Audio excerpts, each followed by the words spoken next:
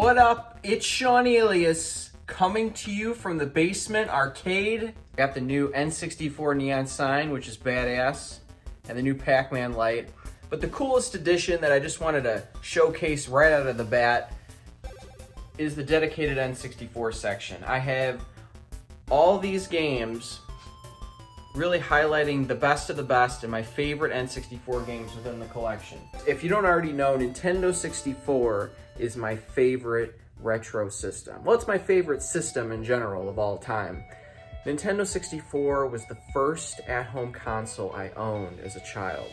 I could have had a Nintendo, a Super Nintendo, a Sega Genesis, but unfortunately my parents didn't allow me to own those systems because they thought that video games would rot my brain. But N64 was the first system they said, you know what, go ahead, have your fun. And I was 10 years old at the time when I got N64. Mario 64 was of course the first game I owned, Wave Race was second, and Shadows of the Empire was third. So it's awesome to really be able to relive the glory days of the Nintendo 64 today by highlighting it in this dedicated N64 section. This box is actually the original box that my Nintendo 64 came in 1996. I have saved it after all these years. Don't tell me how or why, but it's here. I also have the Star Fox 64 box right here, as you can see. That was the first game to feature a rumble pack, so you can have haptic feedback during gameplay. And I purchased this at the launch, which was June 30th, 1997. Next to it is a promotional VHS that I received from being a Nintendo Power subscriber. I received promotional videotapes in the mail, marketing materials for these games, Star Fox being one of them, and I pre-ordered Star Fox and picked it up on the launch day, June 30th, 1997, and it was by far one of my favorite games for N64.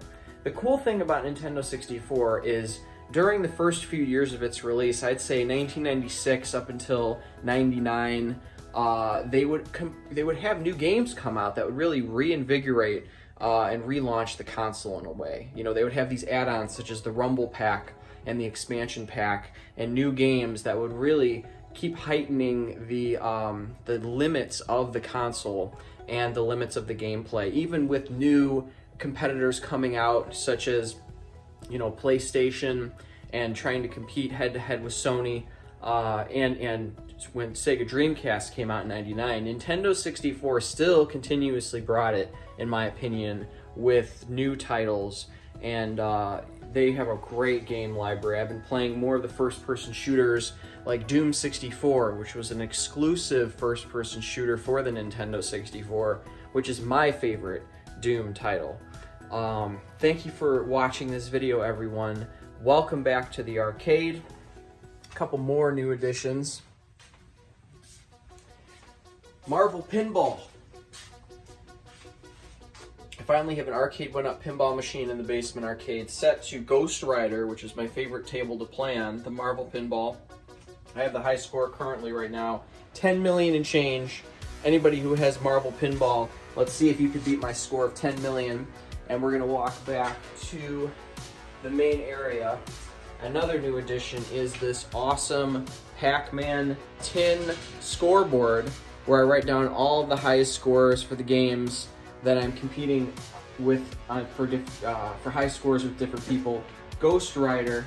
Can anyone beat this score if they have Marvel Pinball? 10,646,533 points. That is my high score for Ghost Rider. If you can beat it, please post your score below or take a screenshot or something and send it to me.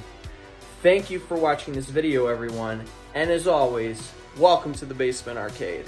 Happy holidays, everyone.